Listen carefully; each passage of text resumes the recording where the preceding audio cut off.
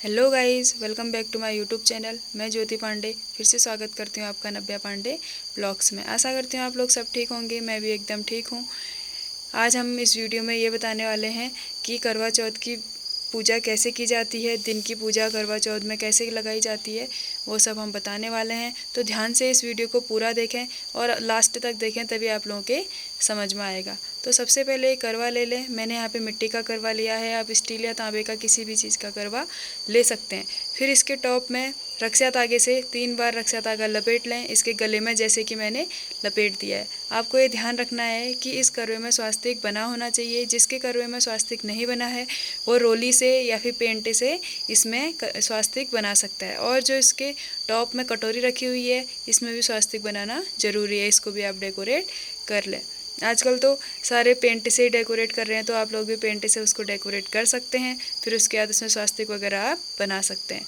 फिर इस करवे के टॉप में आप 13 टिक्की रोली की लगा लें, जैसे कि मैंने लगा दी हैं 13, यानी 13 टिक्की आप रोली की लगा लें। फिर इस करवे को साइड में रखते हुए साइड में रख दें। इसमें अभी और काम भी बचा हुआ है, फिर हम उसको बाद में करते हैं। फिर एक गिलास में मैंने स्टील का गिलास लिया हुआ है, आप तांबे का भी गिलास ले लें, वो बहुत ही अच्छा रहेगा। तांबे के गिलास में या स्टील के गिलास में फुल आप गेहूँ भर लें।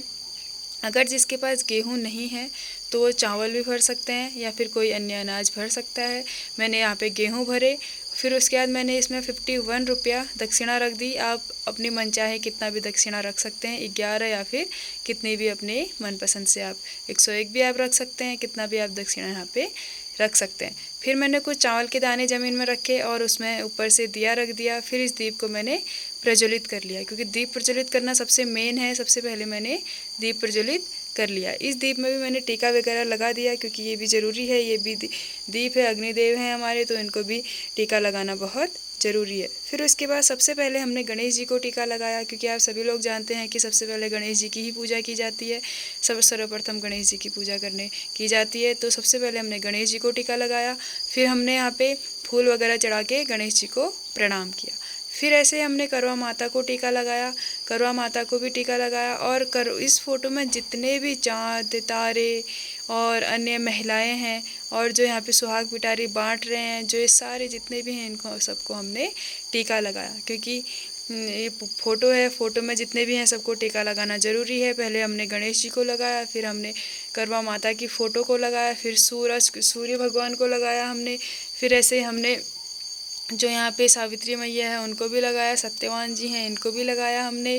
फिर हमने ये सब सारे जो भी फ़ोटो में हमको दिख रहे हैं, हमने सबको टीका लगाया, सावित्री और सत्यवान को भी। फिर उसके बाद हमने आगे की प्रोसेस स्टार्ट करी। फिर हमने क्या किया, अपने चूड़ी, सुहाग पिटारी वगैरह वगैरह में भी टीका लगा लिया अपनी चूड़ियों में, क्योंकि ये व्रत मेनली किसके लिए किया जाता है, सुहाग के लिए किया जाता है। तो मैंने अपनी चूड़ियाँ भी टीका लगाया। फिर ऐसे अक्षर, चंदन वगैरह सब चीज़ हमने इनमें लगा लिया। फिर हमने वापस से रक्षा धागा लिया। इस रक्षा धागा को हमने चढ़ा दिया, क्योंकि ये हमारे बाद में काम आएगा। ये रक्षा धागा हमने चढ़ा दिया। फिर इसके ऊपर में जो करवा लिया था, करवे के ऊपर में कोई भी मीठी चीज़ आप रख सकते हैं, मिठाई, मिश्री। मैंने इसमें चीनी डाल दी है, क्योंकि ये आपको बाद में व्रत खोलने के टाइम पे काम आएगा, जो हम रात की पूजा करेंगे। मैंने इसमें चीनी डाल दिया है। मिठाई, सेब या फिर कोई भी फल फ्रूट या फिर मीठी चीज़ें आप इसमें रख सकते हैं। फिर यहाँ पे मैंने बहुत सारे फूल चढ़ा दिए करवा माता को। और यहाँ पे सुहाग का सामान चढ़ाना तो बहुत ही ज़रूरी है, क्योंकि हम ये सुहाग के लिए ही व्रत कर रहे हैं। हमने यहाँ पे सुहाग का सारा सामान चढ़ा लिया है। फिर हमने यहाँ पे कुछ फल वगैरह चढ़ा लिए हैं। फिर इसके ऊपर में हमने एक फल रख दिया है, या आप नहीं भी रख सकते हैं। अगर आप मिठाई रख रहे हैं तो फल रखना उतना ज़रूरी नहीं है। फिर हमने एक तांबे के लोटे में जल रखा। ये जल वही लोग रखें जो सूर्य ढलने से पहले पूजा लगा रहे हैं, क्योंकि ये जल हमको फिर बाद में सूर्य को चढ़ाना होता है। अगर जो सूर्य ढलने के बाद शाम को पूजा लगा रहे हैं, उनको ये दूसरा लोटा जल का भर के रखने की कोई भी ज़रूरत नहीं है। तो मैं सुबह सुबह पूजा लगा रही थी, इसलिए मैंने ये पानी भर लिया। फिर मैंने सारा ये सरगे का सामान रखा, जो किसी भी सुहागन औरत को या मेनली अपने सास को दिया जाता है। इसमें सारी चीज़ें होती हैं, चूड़ी, कंघी, सिंदूर, बिंदी वगैरह, सारी दक्षिणा वगैरह, और खाने की चीज़ें भी, पूरी वूरी जो भी आपने मीठा पकवान बनाया हुआ है, ये सारा सामान हम फिर अपनी सास को या किसी भी सुहागन औरत को या फिर जो भी ज़रूरतमंद सुहागन औरत है उसको हम ये बाद में ये सरगी देंगे। फिर हम क्या करेंगे, हाथ में 13 दाने 13 दाने गेहूं के लेंगे। गिन के आप 13 दाने गेहूं के हाथ में ले लें। ये 13 दाने गेहूं के लेने के बाद आप उसकी कथा पढ़ें, करवा मैया की पूरी कथा पढ़ें, या भी आप जो भी आपको कथा सुना रहा है, अगर कोई सुनाने वाला नहीं है तो आप खुद ही भी कथा पढ़ सकते हैं। फिर इसको किसी चुनरी की गांठ में, अपनी चुनरी में या फिर साड़ी के पल्लू में या किसी चीज़ में बांध लें, या करवे के पास में भी आप इसको चढ़ा सकते हैं। ये पहले हमने 13 दाने लिए करवा मैया की कथा पढ़ने के लिए, फिर हम और 13 दाने लेंगे अपने हाथ में। इनको हाथ में लेने के बाद हम क्या करेंगे, गणेश जी की कथा पढ़ेंगे या गणेश जी की पूजा हम फिर से इसको हाथ में लेके लगाएंगे। फिर से हमने 13 दाने लिए, गणेश जी की पूजा लगाई, फिर इन गेहूं के दानों को हमने इस कलश में डाल दिया जो हमने सूर्य भगवान को बाद में जल चढ़ाना है। इसको हम लास्ट में पूजा ख़त्म होने के बाद सूर्य देव को अर्घ्य दे देंगे और उनको चढ़ा देंगे।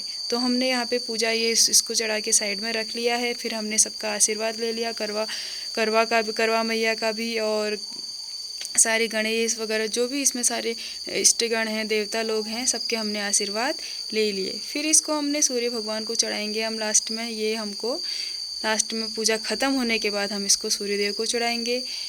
फिर हमने सबका आशीर्वाद वगैरह ले लिया। सारी सुहागनें ऐसा ही करें।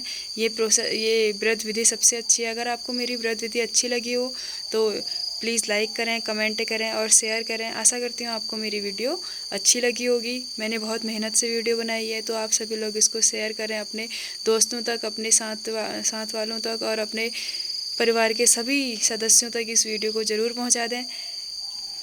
फिर ये सामान था, ये मैंने अपनी सास को दे दिया। यहाँ पे सुहाग का सामान, इसमें से कुछ बहुत मैंने यूज़ किया और कुछ बहुत सुहागन औरतों को दिया, क्योंकि सामान बांटना बहुत ज़रूरी है। जितना आप अपने सुहाग को वितरित करेंगे उतना ही आपका सुहाग ज़्यादा बढ़ेगा। आशा करती हूँ आपको मेरी वीडियो अच्छी लगी होगी। तो चलिए गाइस, इस वीडियो को यहीं पे समाप्त करते हैं, क्योंकि हमारी पूजा समाप्त हो गई है। मैं आप लोगों को एक चीज़ बताना चाहूँगी कि जिसने जैसे अपना व्रत स्टार्ट कर रखा है वो वैसे अपना व्रत आगे भी कंटिन्यू करें। कहने का मतलब है, अगर किसी ने शादी के साल पानी वगैरह पिया है तो वो आगे भी पानी ही पी के अपना व्रत कंटिन्यू करें। जैसे शादी के साल व्रत किया जाता है वैसे ही पूरे सालों में किया जाता है। Thank you.